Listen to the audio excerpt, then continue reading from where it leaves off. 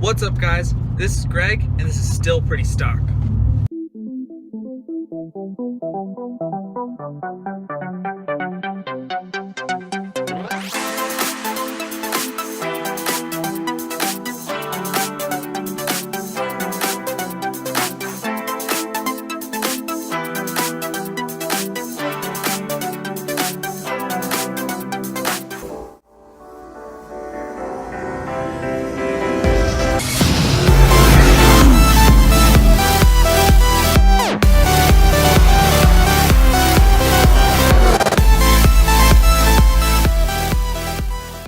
So today we want to do a quick little driving vlog because we wanted to discuss something that's been popping off in the automotive world, and that's the rumors of the C8 Corvette being mid-engined. Now, it's pretty much looking like it's going to be that way. It's not 100% confirmed, but what it looks like is that we're going to get a mid-engine Corvette. So I think we kind of just really wanted to discuss what we think about it and what our take on it, I guess. So Israel, let you go first. All right. Well, first of all, I think the Corvette, as it is right now, it's a great vehicle. You get that bomb-ass LS engine, making what? How many horsepower does that make in the Z06? In the Z06, it's charged, so it's like 600s. Yes, in the 600s. So I think that's awesome. It handles great, and it looks awesome. So I think right now the Corvette, and it's priced super fairly. You can get a Z06 for like 80 grand. Yeah. But I mean, I get the whole idea of why you're going mid-engine, because Ford just came out with that Ford GT that's fucking knocking the shit out of everyone. It just won Le Mans, and I mean, I understand it. I understand why Chevy wants to do it. But I just feel like it's not a good move for diehard Corvette lovers, because for the past 7 generations, the Corvette has been rear-wheel drive, engine in the front, keeping it simple, stupid, right? It's just a V8 up there, and then you wheels in the back. So I don't know. I feel like it's gonna piss off some enthusiasts, honestly. Right. And I don't know. I think Chevy might see a little bit of a dip in sales, but I think it'll definitely come up in the long run. It's what's best for the car, because at this point, it's not competing with Mustangs and Challengers and Chargers. It's competing with the Ford GT if they're gonna do that. And right now, the Ford GT, by the time the C8 comes out, right, it'll be the C8. It's gonna be like what, like 2020, 21, 2022? Yeah, we're looking at 2020s, early 2020s. So by then, the Ford GT will have had 4 years of production. So I mean, it's gonna be interesting to see what happens. But I think it could overall be a good move for the Camaro. But I just definitely think you're gonna piss off some enthusiasts. So I agree on a lot of the points you brought up. A lot of enthusiasts will definitely be angered about all of this change all of a sudden. But some of the things I was reading, so it's going to probably keep the same engine size if they do keep going on with it. Right, just a LS making a decent amount of power. Yeah, basically, it's just going to move it further back, and there you go. That's about it. It's going to free up a lot of room up front, though, so it's going to change a lot of the point of view. The seats might be lowered. You'll be sitting a lot more comfortably in it. You probably have a better point of view from the front. But now looking back, it's going to have a lot more issues. Right, yeah, visibility could definitely be an issue now. Definitely. And then to the fact that you said the price is definitely going to go up. I've been reading about it, and it's going to probably double around what it's at right now, high-end models. So it's pretty freaking big increase. Yeah. I mean, it makes sense if it's going to be competing with the GT.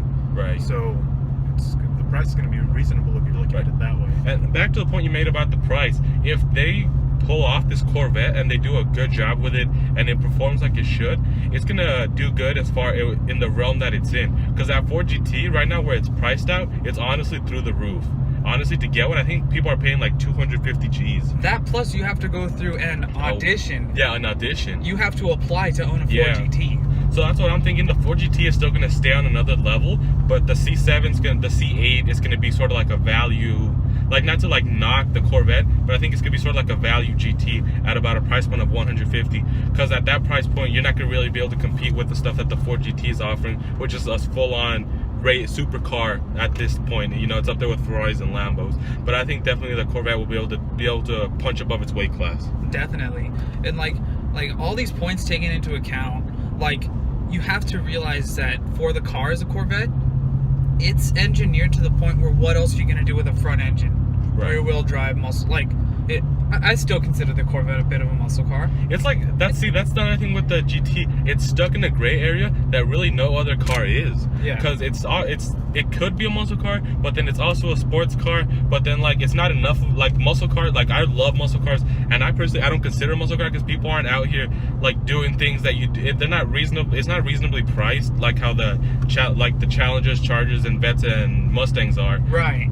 But then like it's also not exactly at sports car level, because like you get some Porsches that are like at 120 Gs, and like it's like it can compete with those, honestly. So it's like stuck in a gray area where the Corvette doesn't really know where it is, and it doesn't have any really direct competitors. So it's kind of stuck in like a weird gray area. So I think it's gonna make sense for it to make that jump into being a mid-engine supercar stylish. Right, and then when you look at some of the other future plans that they have, so going forward, it looks like maybe 2021 is where they're shooting. Right.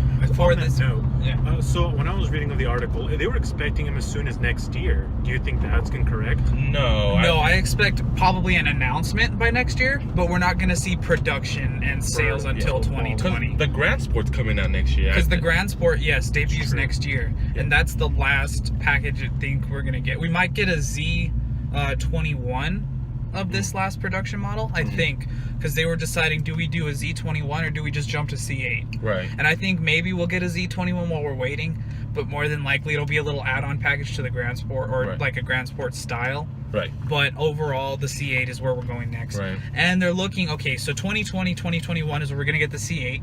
Should be mid-engined. Then they're looking, and they're going McLaren on us.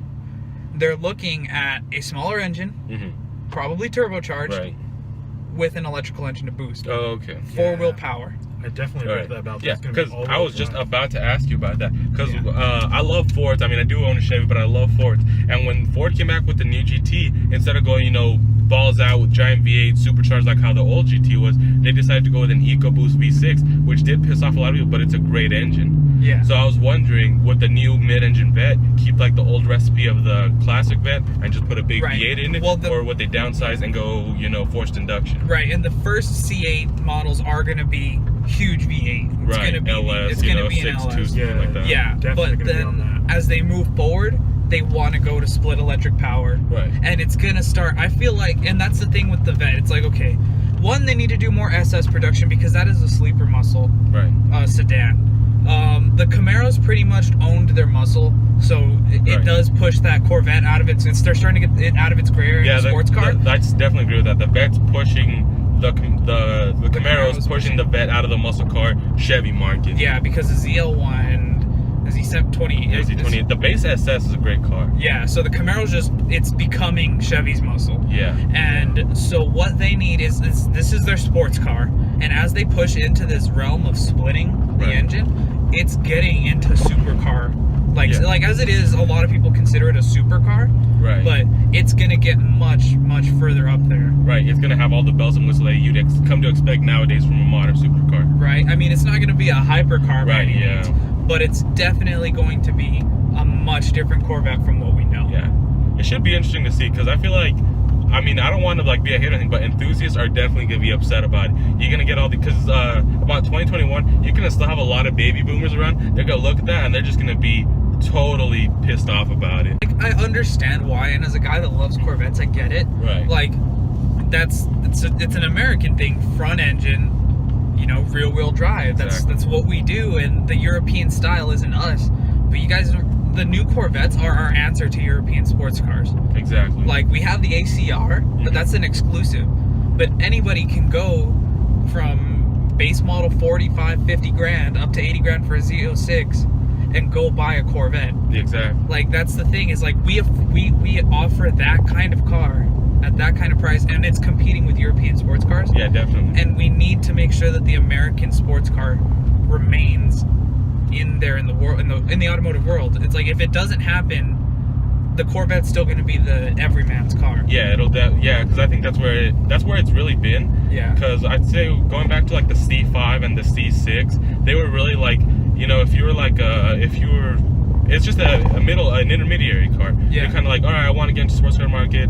You're like, I want something American, and that's when you decide to go with a Vette, because they're reasonably priced and they're good cars. They punch above their weight class for the most part, and they've just been steady for the most part. Yeah. But I definitely think it's time for Chevy to, take the step above and just elevate the Corvette to a whole new level. Right? It's just time for the Corvette's next stage in life, and that is to become something bigger. Yeah. And so for that reason, I totally support going mid-engine, because it's been a long time coming for an American car. Yeah, because, I mean, back to what you're saying, I don't think it can live in the realm of the Mustang, the Camaro, the Challenger, and the Charger. It can't can't live in that realm anymore because those are just totally different cars compared to the Vet. Yeah, there's just no comparison. Right. And it's just, yeah, this is where the Corvette needs to go. I agree with you. So, I mean, it's for the best. Some people aren't going to like it, but, you know, what are you going to do about it? Right. Progress is progress, and I have no problem with it, and I'm really excited for it to come. Those are my final thoughts on it. One more topic I was trying to bring up. Yeah. So what are you guys' thoughts on their aluminum body? You think it'll support a mid-engine?